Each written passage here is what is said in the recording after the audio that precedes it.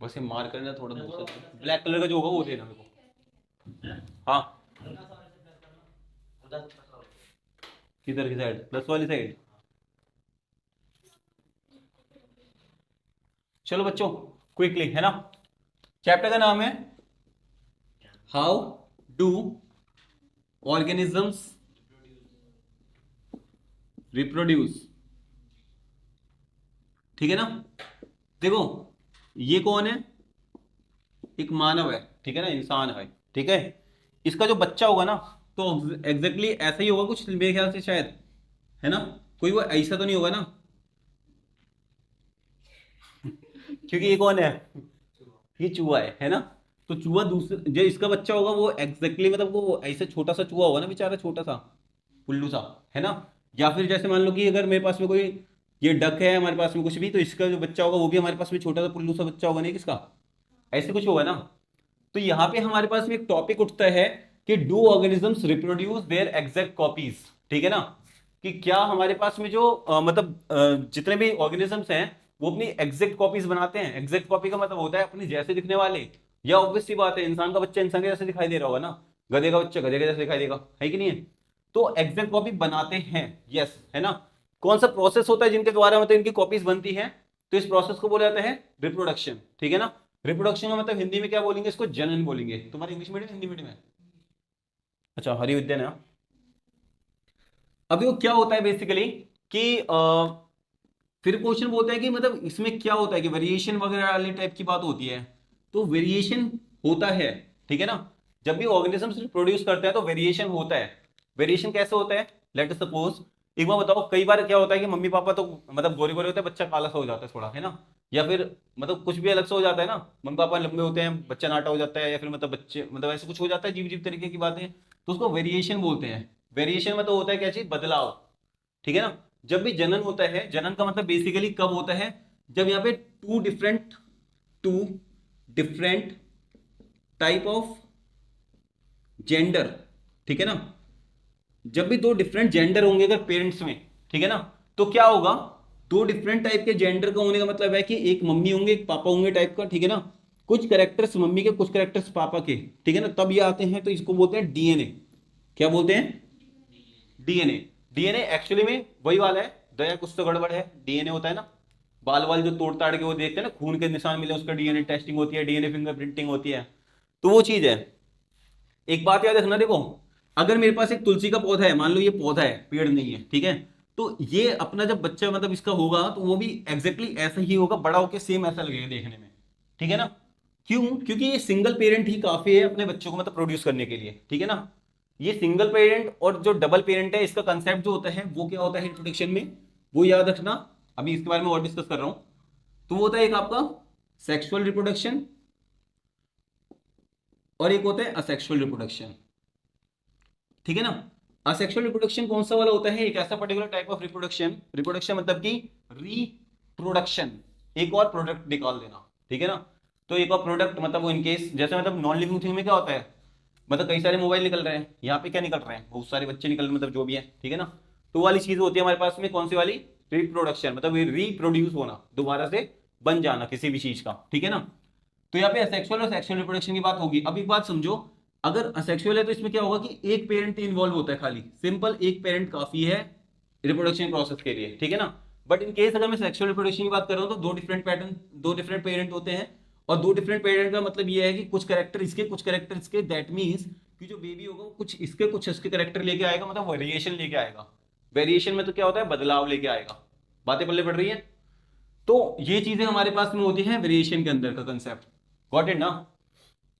अगर सिंगल वाला है तो ये वेरिएशन नहीं लेके आएगा, जैसे मम्मी है वैसे पापा, मतलब जैसा मम्मी है वैसा बच्चा वैसे और बच्चे हैं, है ना। दूसरी बात इसमें याद रखना, क्या डस्टर कहाँ मर गया मेरा, फेंकना इधर, थैंक यू। देखो क्या होता है, ये जो पेरेंट होता है ना असेक्सुअल रिप्रोडक्शन में, याद रखना कि डॉटर सेल सबसे पहले होता है, ठीक है ना। नहीं वैसे अंडा पहले नहीं आया, मुर्गी पहले आएगी, ठीक है। पहले मदर सेल आएगा, ठीक है ना। मदर सेल जो होगा वो डॉटर सेल बनाएगा, डॉटर सेल वापस बाद में कन्वर्ट हो जाएगा किसमें, मदर सेल में, और उससे फिर डॉटर सेल मिलेगा। मतलब इसमें सिर्फ लेडीज प्रधानता होती है, जेंट्स होते ही नहीं है। और सेक्सुअल रिप्रोडक्शन में जेंट्स नहीं होते, मतलब मेल होता ही नहीं कुछ भी, ठीक है ना। क्यों? क्योंकि भाई पेरेंट चाहिए ही नहीं इसको। और जब जन्म देने वाली चीज को माँ बोला जाता है, ठीक है ना, तो माँ बोला जाता है मतलब मदर सेल हो गया वो। आई बात सुनिए आई। और सेक्सुअल रिप्रोडक्शन में क्या होगा, एक मम्मी होंगी एक पापा टाइप के होंगे, मतलब मेल और फीमेल दोनों होगा। और बेबी मे बी फिर से मेल या फीमेल कौन होगा मुझे भी नहीं पता ना उनको पता, ठीक है ना। हमने वैसे एक बार डिस्कस किया हुआ था, मगर अभी फिर डिस्कस करेंगे थोड़ी देर में, ठीक है ना। तो यहां तक में कोई दिक्कत है? पहले ये बताओ, कंसेप्ट समझ में आया? अब चैप्टर के अंदर घुस रहे हैं थोड़ा, बोलो। सर डीएनए सेम होता है पेरेंट्स का और। नहीं, बिल्कुल भी नहीं होता। देखो क्या होता है, वैसे मैं बाद में बताने वाला था, मगर चलो तुम बोल रहे हो तो मैं वही बता देता हूँ। देखो, ये मम्मी का डीएनए हो गया मान लो, ठीक है। और ये हो गया तुम्हारा पापा का डीएनए टाइप का, ठीक है ना। जब बेबी होता है ना, ये देखो, ये है पेरेंट्स वाले और ये बेबी है। तो बेबी के लिए क्या होता है, एक तो डीएनए यहां से उठ के आता है, ठीक है। और एक डीएनए क्या होगा, वो यहां से उठ के आएगा। आई बात समझिए। तो बेबी का जो डीएनए वो कैसा है, मिक्सचर है ना भाई। कैसा है? मिक्सचर। तभी क्या होता है, आंखें पापा की जैसी, नाक दादी की जैसी, है ना, चाचा की जैसी, ऐसी मतलब मूछें आ गई, कुछ आ गई, आती है ना। तो डीएनए ही होता है जो कि मतलब कुछ कुछ करेक्टर लेके जाता है। अब चाचा चाची पे क्यों चाचा पे क्यों चले जाते हैं? रीजन ये होता है क्योंकि देखो दादा से पापा में आया है। अब दादा के कुछ करेक्टर पापा में भी आए, दादा के कुछ करेक्टर चाचा में भी गए।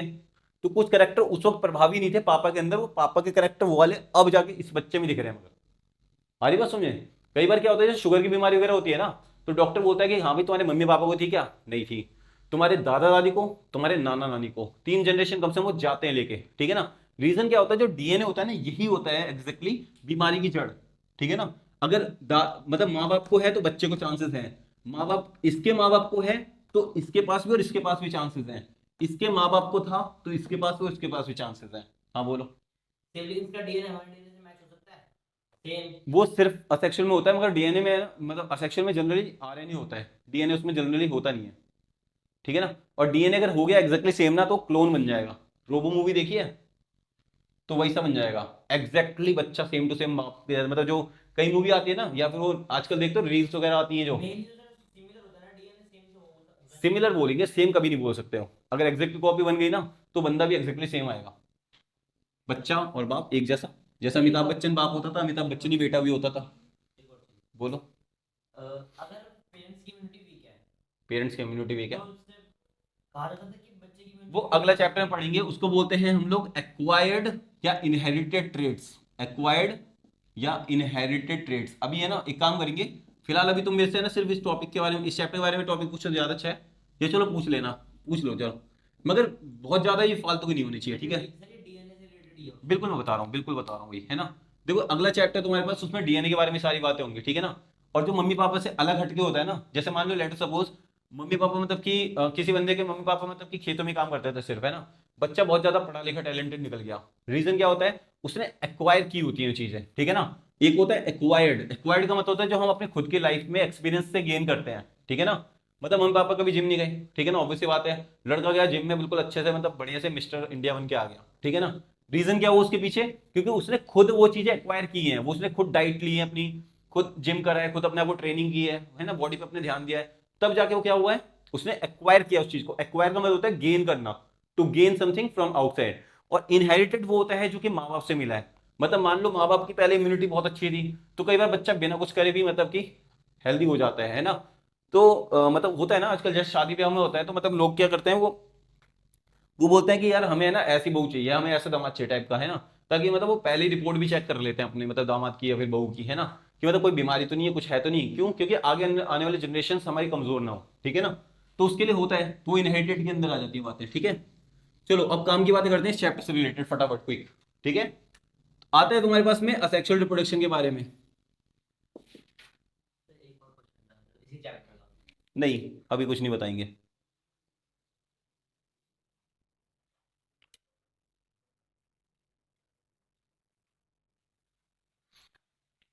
एक ब्लैक वाला उसमें से देखना, जो ब्लैक कलर का है ना, वो निकाल के देना हमको ढंग सा। तीन में से कोई एक सही है इनमें से, कोई वैसा अच्छा सबसे जो डार्क लिख रहा है। देखो सेक्सुअल रिप्रोडक्शन में हमारे पास कुछ कंसेप्ट हैं। पहला कंसेप्ट बताना कौन सा वाला था इसमें? The importance of variation. नहीं नहीं, ऐसा वाला, एक बाइनरी फिजन था। अमीबा है, अमीबा वाला कंसेप्ट जो समझाया हुआ था। डिवीजन है, हाँ, फ्रेगमेंटेशन है, फ्रेगमेंटेशन है। रिजनरेशन है, बर्डिंग बडिंग है, वेजिटेटिव प्रोपगेशन है, बस बस बस रुको रुको रुको, फ्रेगमेंटेशन, बडिंग, रीजनरेशन रीजनरेशन, और vegetative propagation, okay, vegetative propagation, spore formation. Spore formation. खत्म। देखो 6 तरीके के असेक्सुअल रिप्रोडक्शन है, मतलब 6 तरीके के हमारे पास में ये वाले कंसेप्ट सीखने में, जिसके अंदर जो पेरेंट्स होते हैं वो डायरेक्टली इन्वॉल्व होते हैं। भाई बालक सुनो, तुम्हारा मन है लिखने का तो लिख लो वैसे, वरना वीडियो जाएगी, आवाज भी जाएगी और वैसे भी है ना, समझने में अगर ज्यादा अच्छा रहेगा, इसीलिए हम लोगों ने वीडियो वाला कंसेप्ट चालू कराया है ना, ताकि बच्चों को समझ में अच्छे से आ जाए। बाकी तुम्हें लिखना होगा तो बोल देना मुझे, ठीक है ना। देना वो कौन सा मार्क करता। चलो एक बार फटाफट समझते हैं। देखो बाइनरी फिजन के बारे में पढ़ लेते हैं। बाइनरी फिजन जो होता है वो जनरली हम लोग को जो डील करनी होती है वो अमीबा में करनी होती है। एग्जैक्टली देखो क्वेश्चन ऐसा भी बन जाता है कि यहाँ पे ऐसा फिगर दे देगा एक कि हाँ भाई ये चीज है, इससे क्या हुआ, यहाँ से 2 चीजें ऐसी निकल के आ गई, ठीक है ना। इस प्रोसेस को हम क्या कहेंगे। ऑप्शन में तुम पे इन 6 में से कोई 4 दे देंगे ऑप्शन, तो तुम्हें याद रखना है कि इस चीज को बोलते हैं बाइनरी फिजन इन अमीबा। क्या बोलते हैं, binary fission in amoeba. Amoeba का एग्जाम मतलब जो स्पेलिंग है वो ये है अमीबा, ठीक है ना। होता क्या है, ये एक छोटा सा मतलब देखो जैसे मतलब मान लो एक अमीबा था, ठीक है ना, उसने एक मतलब एक 2 डॉटर सेल दिए, ठीक है ना। 2 डॉटर सेल ही देंगे पक्की बात है, क्योंकि देखो मैंने बोला बाइनरी, बाइनरी का मतलब देखो बाई का मतलब होता है 2, ठीक है ना, और नरी का मतलब होता है पार्ट्स, ठीक है ना। फिजन का मतलब होता है टूटना। चलो लिख देता हूं, बाई 2, नरी का मतलब होता है बेसिकली एग्जैक्ट नंबर, ठीक है ना, और फिजन का मतलब होता है टूटना। Any problem till now. चलो क्या होता है कि जो मतलब कि बेबी अमीबा होता है ना ये वाला छोटा सा, क्या होगा समय के साथ ये बढ़ेगा, क्या होगा, बढ़ेगा। तो एक समय ऐसा आएगा 3 साल बाद, ठीक है, वैसे 3 साल बाद नहीं होते, बहुत जल्दी इनकी ग्रोथ होती है, मतलब 5-6 दिन में हो जाती है इनकी ग्रोथ। तो मतलब मैं वो मूवी वाली बोल रहा था, जैसे होता नहीं है कि लड़का भगता रहता है फिर पता चलता है 25 साल बाद फिर वो जेल में बंद होता है ना, तो वही सीन। तो ये बड़ा हो चुका है अभी, ठीक है ना। क्या होगा कि इसका जब ये मैच्योर हो जाएगा ना, तो मैच्योर होने के बाद क्या होगा, इसके न्यूक्लियस जो है वो टूटना शुरू करेंगे। ये न्यूक्लियस जो देखो पहले ऐसा था, मान लो गोल था, ये अब क्या करेगा, अपने आप में ये टूटना शुरू करेगा। मान लो ऐसे करके टूट रहा है, ठीक है ना। जब ये टूटना शुरू करेगा अंदर से, तब ये बाहर से भी थोड़ा कमजोर दिखना शुरू हो जाएगा, ठीक है ना। और एक समय ऐसा आएगा कि ये टूट जाएगा, ठीक है ना। जैसे ही टूटेगा तो ये अपने दोनों न्यूक्लियस को लेके अलग अलग हट जाएगा, मतलब बंटवारा हो गया। अब आई बात समझ में। अब क्या होगा, ये फिर से बड़ा होगा, फिर इसके न्यूक्लियस टूटेंगे और ये 2 और बनाएगा। तो 1 से 2, 2 से 4, ठीक है ना, 4 से 8, ठीक है ना, ये फूल खिलता चला जाएगा। आई बात समझे। इसे बाइनरी फिजन बोलते हैं। नाम से याद रखना, फिजन मतलब होता है टूटना। टूट कौन रहा है, न्यूक्लियस टूट रहा है। किसकी वजह से होता है, अगर बाइनरी फिजन पूछे तो बोलना न्यूक्लियस के टूटने की वजह से। कभी भी बॉडी के अंदर कोई फर्क नहीं पड़ने वाला है, न्यूक्लियस के टूटने से होगा। शिवानी तुम नींद में क्यों हो? आ रहे समझ में पक्का? क्या बोले, वीडियो मत बनाओ, ऐसे समझा दो। चलो ठीक है, बाइनरी फिजन समझ में आ गया बच्चों। दूसरी बात करते हैं फ्रेगमेंटेशन। फ्रेगमेंटेशन में हमारे पास में क्या होता है कि कोई भी चीज को है ना, मतलब जैसे पहले टूट जाना, टूट जाना मतलब देखो फ्रेगमेंट, जैसे उसमें प्लेन एरिया बता रखा है, आई थिंक ऐसे कुछ फिगर बना रखा है उन्होंने कील जैसी, ठीक है ना, और उसको काट के दिखा रखा है इन्होंने, ऐसी है ना। और फिर क्या होगा कि ये जो है ना, मतलब जब मतलब मैच्योर हो जाता है, देखो क्या होता है एग्जैक्टली, मतलब ये छोटा सा मतलब कि एक प्लेन एरिया है मेरे पास में, ठीक है ना, ये आगे चल के बड़ा बन जाएगा। जब बड़ा होगा ना, मैच्योर होने पे क्या होगा, ये अपने अलग अलग जगहों से कट जाता है। मान लो यहां से कट गया, ये वाला हिस्सा यहां से कट गया, और ये वाला हिस्सा यहां से कट गया, ठीक है ना। इसको मैं 2 जगह पे इंक्लूड कर देता हूं, चलो एक रीजनरेशन में भी ले आते हैं इसको, ठीक है ना। सिर्फ टूट जाना कट जाना ये फ्रेगमेंटेशन कहलाता है। मैच्योर होने पे कट गया, बात खत्म, फ्रेगमेंटेशन हो गया, ठीक है ना। रीजनरेशन क्या होता है, जैसे ये मान लो, या फिर बनाए आज फिर से वो वाली, चलो आज छोटी सी बना देते हैं। लेट अस सपोज बच्चों छिपकली है हमारी, ठीक है ना, ठीक है। क्या हम जानते हैं कि अगर ये पूंछ कट जाती है तो क्या होता है, अगर ये पूंछ काट के कोई ले गया, जैसे मान लो है ना, याद है बचपन में होता था वो सांप की मौसी आती थी एक, पूंछ वो 1 रुपया मिलता था, किसी को याद है? अबे पाए किसी को पैसे? मेरे को ऐसे तो नहीं होता, मम्मी और मारती थी पकड़ पकड़ के। चलो कोई नहीं। पूंछ जब कट जाती है तो क्या होता है, ये पूंछ दोबारा उगाती है ना, दोबारा उग गई, दोबारा मतलब री उगना मतलब जनरेशन, तो वही रीजनरेशन को ही हम लोगों ने क्या बोला हुआ है, मतलब यहाँ पे पूंछ का उगना, ठीक है ना। वैसे ही ये जब टूटेगा तो ये टूट तो ये गया ना तीन हिस्सों में, देखो एक हिस्सा ये वाला, ये रहा, ये रहा और ये रहा। अब क्या होगा, रीजनरेशन होगा, ये वापस से एक साबुत कील बन जाएगी, ये फिर वापस से एक साबुत कील बन जाएगी। कील नहीं है वैसे, एक्चुअली में प्लेनेरिया है, मैं मजाक में बोल रहा हूँ, ठीक है ना। कहीं सच में कील बोलने लग जाओ कि ये कहीं कील खरीद के लाओ हार्डवेयर की दुकान से, बोलो ये तो दोबारा बनेगी, काट दो 3 टुकड़ों में उसको, ठीक है। तो वो चीजें नहीं है हमारे पास में। कोई दिक्कत यहाँ तक तुम्हें? कोई है ऐसा जो कोई बोलना चाहता है कि क्या ये कुछ समझ में नहीं आया? वीडियो बन रही है, चलो।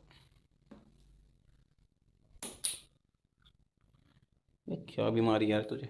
हाँ, फिर आती है बडिंग, ठीक है ना। बडिंग में देखो क्या होता है बच्चों, ये जैसे मान लो हमारे पास एक हाइड्रा है, ठीक है ना। हाइड्रा मतलब पानी के अंदर का, मतलब बेसिकली ये एक प्लांट की स्पीसीज होती है, खैर, ठीक है ना। क्या होता है जब ये मैच्योर हो जाता है ना, तो इसकी एक फुंसी टाइप की निकल जाती है, छोटी सी, ठीक है ना। और ये फुंसी मतलब ये जब बोलता है ना कि मतलब भाई इनको क्या निकल गया, एक्ने निकल गया या पिंपल निकल गए, ठीक है ना। तो ये जाता है डॉक्टर के पास में, डॉक्टर बोलता है कि भैया एक्ने नहीं है, ये तेरे शरीर से है ना एक नया जन्म हो रहा है किसी चीज का। बाद में धीरे धीरे क्या होता है, ये मैच्योर होता है ना, तो दिखता है इसको कि ये तो मेरे जैसी एक छोटी सी कॉपी है, ठीक है ना। फिर जब ये थोड़ा और बड़ा होता है ना, जब ये इसके संभलने से बाहर हो जाता है, तो क्या होता है यहाँ से टूट जाता है, और टूट के ये दोबारा से एक छोटा सा बन जाता है अपने आप में, ऐसा वाला बर्ड, ठीक है ना। फिर से मतलब दोबारा से क्या बन जाता है ये, क्या पढ़ रहे हैं हम लोग, बडिंग पढ़ रहे हैं ना। ये बर्ड जब है ना बड़ा हो जाता है तो टूट जाता है, अलग हट जाता है ना। फिर एक नया हाइड्रा बनाता है, फिर ये दोबारा बड़ा सा ऐसे मैच्योर होगा, फिर नए नए बर्ड्स और निकाल के देगा। आई बस में। तो ये अपने रीजनरेशन ऐसे कर रहे हैं, देख लो ना, ये सब रिप्रोडक्शन हो रहे हैं, अपने एग्जैक्ट कॉपी किस किस तरीके से बना रहे हैं ये लोग।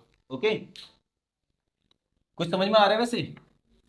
कोई ऐसा जिसको ना समझ में आ रहा हो तो पहले बोल दे। देखो, अगला वाला टॉपिक है वेजिटेटिव प्रोपोगेशन। वेजिटेटिव प्रोपोगेशन का मतलब ये होता है, किसी भी वेजिटेटिव का मतलब होता है, देखो किसी भी वेजिटेबल के अंदर का कोई भी एक पार्ट लेके उसको एक कंप्लीट पूरे के पूरे प्लांट में कन्वर्ट कर देना, ठीक है ना। एग्जाम्पल के तौर पे पहले एक बात कर लेते हैं, चलो। ये रहा आलू, लेट सपोज आलू है। क्या जानते हो इसमें आंखें होती है, इसको आइज बोला जाता है। वैसे अगर पढ़े लिखे हो छोटी क्लास में तो तुमको पता होगा कि इसमें जो इसको आइज बोला जाता है, सुना है किसी ने? इस आइज में से फिर बाद में क्या होता है, छोटे छोटे पत्ते से निकल आते हैं। नहीं अगर दिखता है ना तो घर में ना जो आलू आते हैं ना, पुराने आलू टाइप के होते हैं, उनको रख देना एक जगह पे साइड में, एक आलू को पकड़ के रख देना साइड में, ठीक है ना। उसमें देखना छोटे छोटे पेड़ से निकल आएंगे, ठीक है ना। क्या करो, हाँ, इसको यहां से काटो, यहां से काटो, यहां से काटो, सबको ले आके ना मिट्टी में दफना दो।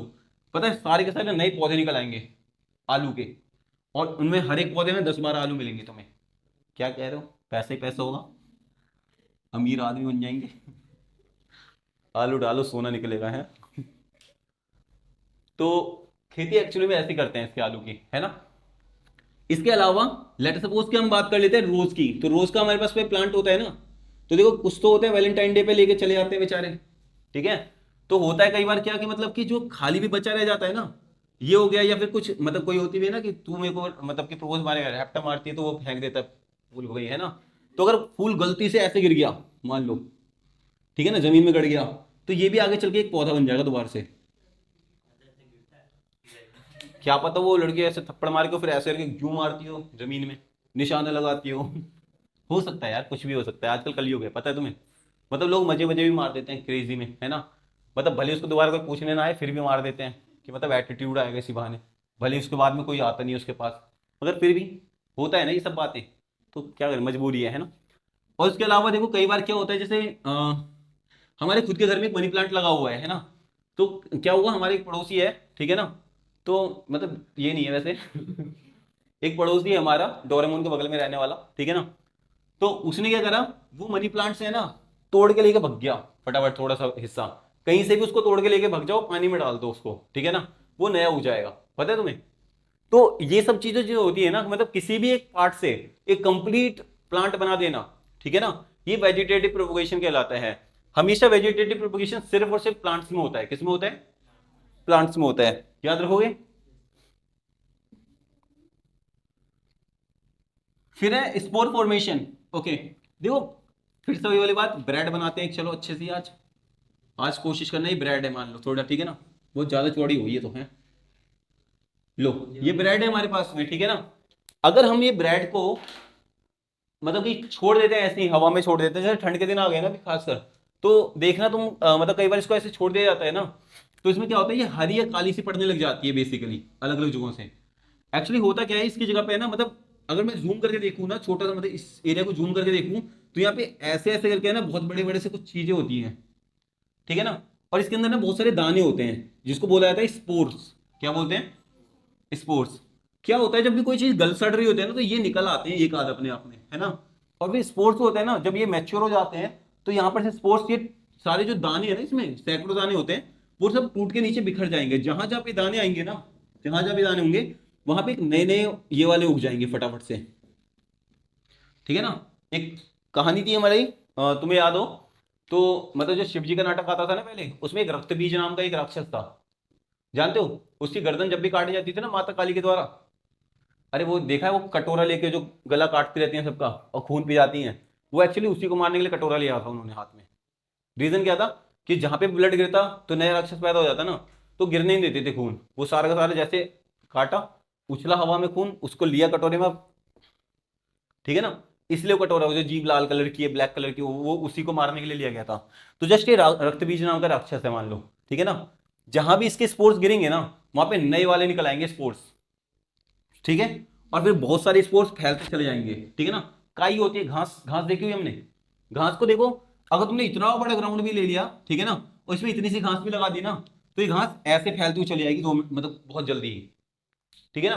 क्योंकि इसके पास भी स्पोर्ट्स हो जाते हैं, स्पोर्ट्स होते हैं। तुमने देखा है कभी, जैसे घने जो कॉलेज वगैरह में, स्कूल वगैरह में, जैसे 2 महीने बाद की छुट्टी में जाते थे, 2 महीने की छुट्टी के बाद में, तो कपड़ों में चिपक जाता था कुछ घास जैसा, खुजली भी मचता था उससे। खुजली वाले वो देखे, और कभी तोड़ के उसको चिपकाया जाता था लोगों पे, है ना। उनमें भी बेसिकली स्पोर्ट्स होते हैं, और ये स्पोर्ट्स ही होते हैं जो खुजली मचाते हैं। इसे बोलते हैं एलर्जिक रिएक्शन करने वाला स्पोर्ट। याद रखोगे, भूल जाओगे। ये तो गाना बन गया। कोई दिक्कत यहाँ तक है तो बताओ पहले, और भी उसमें कुछ सेक्शुअल में। हाँ बोलो, क्या बोल रहे थे? मिटोसिस और मियोसिस वाले टॉपिक। ये सब कहाँ आ रहा है इसमें भी? नहीं, ये इंट्रोडक्शन में है इसके। इंट्रोडक्शन में है। हाँ। चलो डिस्कस करेंगे, अभी पहले बुक का एक बार कर लेते हैं, पूरा खत्म कर लेते हैं, उसके बाद में सारा कुछ अगर बाहर कर लिया होगा ना, मैं शुरू से अभी तक हो रहा है, दिक्कत होगा ऐसे। पहले चैप्टर खत्म करो, फिर एक बार मिसलेनियस डाउट निकाल लेंगे सारे, ठीक है। मैं सिर्फ चैप्टर का डाउट एक बार बताना चाहता हूँ, बहुत सारे हो गए हैं वैसे भी बीच के, आगे पीछे के। पता चला कुछ नए चैप्टर के आ रहे हैं, फिर क्या नए चैप्टर में क्या पढ़ेंगे फिर हम, अब यही पढ़ लेंगे सब कुछ। तो कैसी बातें कर रहे हो तुम लल्ला। अब आती है बात तुम्हारी सेक्सुअल रिप्रोडक्शन की। देखो सेक्सुअल रिप्रोडक्शन का मतलब क्या होता है बेसिकली, जिसके अंदर इन्वॉल्वमेंट होती है 2 डिफरेंट टाइप ऑफ जेंडर्स, ठीक है ना। एक मेल होगा, एक फीमेल होगा, ठीक है ना। अगर मैं बात करता हूं सेक्सुअल रिप्रोडक्शन में, तो याद रखना, सबसे पहले एक बात कर लेते हैं, चलो। आदमी औरत बाद में, पहले हम लोग इंसान हैं, ठीक है। तो इंसान की बात कर लेते हैं, ठीक है ना।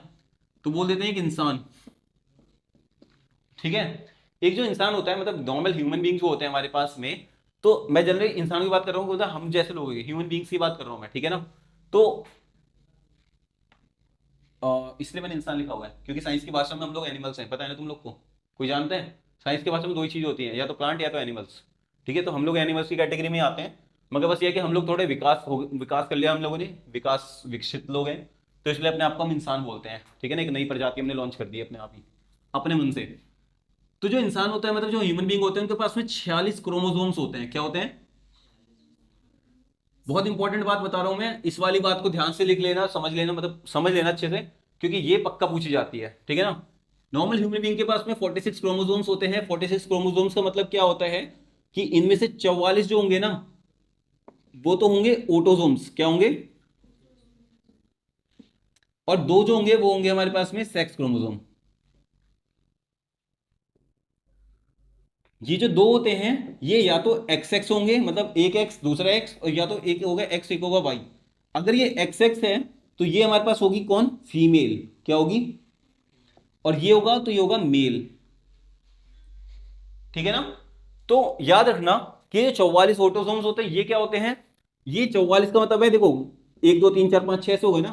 पहला वाला आंखों का कलर हो गया, दूसरा वाला बाल घने होंगे नहीं होंगे, तीसरा वाला, मतलब एग्जैक्टली ये नहीं होगा कि मतलब पहला वाला आंखों का कलर ही है, मतलब ऑटोसोम्स मतलब ये 44 होंगे ना, ये हमारे फिजिकल नेचर के बारे में बताएंगे कि हमारी बॉडी थिक होगी, थिन होंगे हम, या हमारी मतलब आइस कलर, स्किन का कलर कैसा होगा, ठीक है ना, कुछ भी बीमारी होगी नहीं होगी, तो वो सारी बातें, इम्यूनिटी वगैरह सब कुछ इसके अंदर आ जाते हैं 44 के अंदर। और ये जो दो है ना, ये सेक्स क्रोमोसोम होते हैं हमारे पास में, एक्स एक्स या फिर एक्स वाई, ठीक है ना। गलती से कभी कभी एक्स एक्स वाई या एक्स वाई वाई बन जाता है, ठीक है ना। तो ये हो जाते हैं वो जो कि हमारे पास में, जो समझ लो जिन्हें ट्रांसजेंडर बोला जाता है बेसिकली, ठीक है ना। जो दिखते मेल जैसे हैं मगर होते फीमेल हैं, जो दिखते मेल फीमेल जैसे हैं वो होते मेल हैं, है ना। तो उनको बोला जाता है हीमेल फीमेल वाला टाइप का जो सीन होता है वैसा वाला, ठीक है ना। कुछ बातें पल्ले पड़ रही है। पहले ह्यूमन बींग्स के बारे में एक बार फटाफट से पढ़ लो। क्वेश्चन बनता है कि मतलब मेल होगा या फीमेल होगा कोई भी बेबी, ठीक है ना, इसके चांसेस कितने होते हैं, ये वाला क्वेश्चन एक बनता रहता है इसके ऊपर, ठीक है ना। तो एक बार फटाफट समझ लेते हैं। देखो सबसे पहली बात, मेल एंड फीमेल, ठीक है ना। Male X Y, female X X, ठीक है ना। मैंने भी थोड़ी देर पहले बताया था तुम लोगों को कि एक यहां से आएगा, एक यहां से आएगा। तो क्या हो सकता है, देखो एक्स यहां से आया, इधर से कौन आया, या तो ये वाला एक्स आया, या तो इस एक्स के साथ ये वाला एक्स आया, हो सकता है। मतलब देखो इस एक्स के पास कौन आ सकता है, या तो ये वाला एक्स या तो ये वाला एक्स, दोनों में से एक आएगा ना कोई। और ऐसे ही ये वाला वाई किसके पास जा सकता है, या तो इस वाले एक्स के साथ जा सकता है, या तो इस वाले के साथ जा सकते हैं। ऐसे ही हुआ ना हमारे पास में केस, ठीक है। तो ये कौन होते हैं, these are the parents, got it ना। और ये क्या होते हैं, ये होते हैं चाइल्ड। तो अगर एक मेल और एक फीमेल मतलब के आपस में अगर कोइटस वगैरह करते हैं कुछ भी, तो देखो क्या होगा, बेसिकली जो चाइल्ड होगा उसका हमारे पास में क्या क्या क्रोमोसोम बनने के चांस है। तो 4 चांस होते हैं, जिनमें से 2 जो चांस है वो तो फीमेल के हैं, और जो 2 चांस है वो मेल के हैं, ठीक है ना। कई बार ये कोशिश किया जा मतलब बोलते हैं कि कौन रिस्पॉन्सिबल होता है कि वेदर एक बेबी जो है मेल होगा या फीमेल होगा, तो याद रखना वो कौन रिस्पॉन्सिबल होता है, मेल। बिकॉज फीमेल तो एक्स एक्स है ना इसके पास में, तो इस पे वेरिएशन है ही नहीं, है ना। मतलब वाई कहां से आएगा, वाई तो सिर्फ मेल की तरफ से आएगा। तो सिर्फ यही क्रोमोसोम होता है जो कि यहाँ पे बेबी को मेल या फीमेल होने में मतलब वो मतलब रिस्पॉन्सिबल होता है। उसके बाद में ये भी बोला जाता है कि कितने चांसेस होते हैं मेल या फीमेल बेबी होने के, ठीक है ना। तो देखो अगर यहाँ पे रिप्रोडक्शन वाला प्रोसेस होता है, तो देखो 2 चांस है फीमेल के, 2 है मेल के। तो 2:2 सिंप्लीफाई कर लो, 1:1, तो क्या है 50-50% चांस है, इसीलिए मेल और फीमेल का रेशियो सेम है। यदि मान लो ऐसा कुछ होता कि 3:1 होता, तो पता चलता फीमेल 3 गुना ज्यादा होती है इंडिया में भी, ठीक है ना। तो ऊपर वाले ने ऐसा कर रखा है कि मतलब रेशियो बराबर है, ठीक है ना। कई चीजें होती हैं जिसमें रेशियो बराबर नहीं होता है, ठीक है ना। जैसे मान लो कोबरा वगैरह सांप होते हैं, ठीक है ना। तो कोबरा वगैरह के जो सांप होते हैं ना, उनके अंदर बेसिकली क्या होता है कि उनका रेशियो बहुत भयानक होता है, ठीक है ना। या मान लो चिड़ियां होती हैं, चिड़िया जानते हो स्पैरो जो आती थी पहले के समय में, जो मूवी में भी दिखाई गई है, रोबोट 2 वाली में जो आई हुई है। तो वो वाली जो चिड़िया होती है उसमें उल्टा होता है, ठीक है ना। जो उसकी फीमेल होती है वो एक्स एक्स मतलब सेम ना होकर ZW होती है, और जो मेल होता है उसमें वो ZZ होता है। तो उसमें फीमेल रिस्पॉन्सिबल होती है, ठीक है ना। सांप वगैरह में बात कर लेंगे तो उसमें कई सारे क्या होता है, जैसे मान लो ZZZ, ZW, ZZW। तो देखो डब्ल्यू का बहुत कम मान्यता है ना, तो ये कुछ ही जगह पे डब्ल्यू आएगा, मतलब मेल बहुत ज्यादा हो जाते हैं उसके अंदर, जैसे कोबरा के अंदर प्रजाति करें बात, और फीमेल उसमें बहुत कम होती है, ठीक है ना।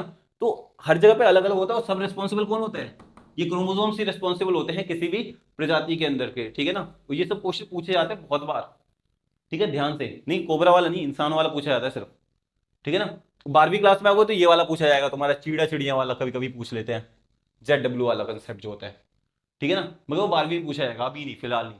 तुम लोग अभी बहुत छोटे बच्चे हो, तो इतनी क्लास में तो कुछ भी नहीं पूछेंगे वैसा। यहां तक में कोई दिक्कत है, ओके। आगे टॉपिक बोलना एक बार फटाफट भाई।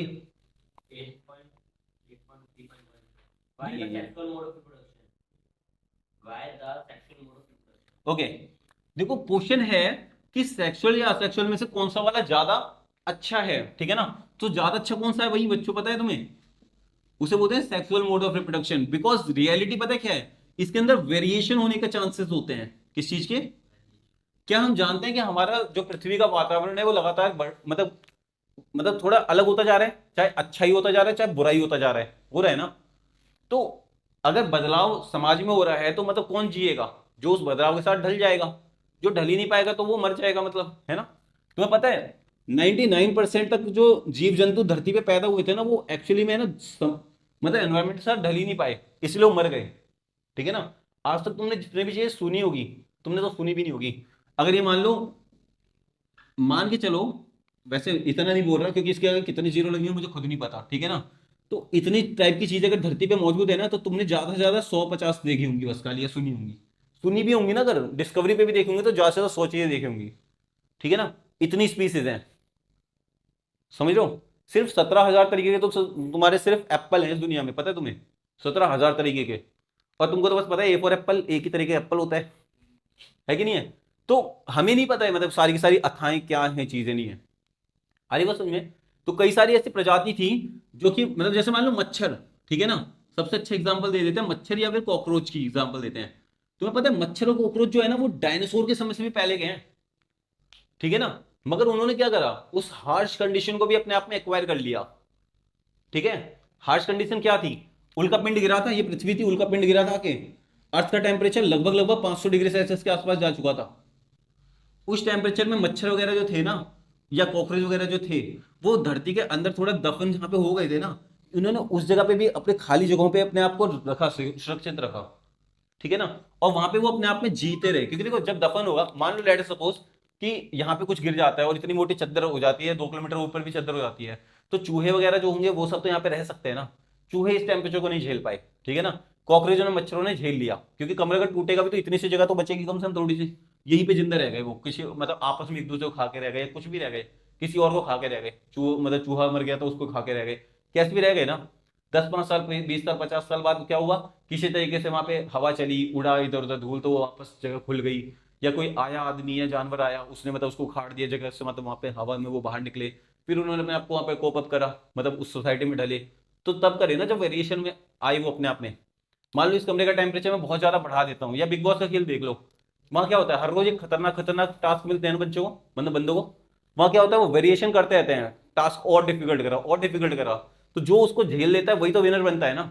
तो इसलिए विनर बनने के लिए वेरिएशन जरूरी होता है, और वेरिएशन के लिए सेक्सुअल रिप्रोडक्शन ही जरूरी है।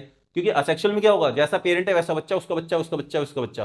तो जैसे एनवायरमेंट उनके हिसाब से नहीं होगा तो खत्म, ठीक है ना। तो ये सब चीजें होती हैं।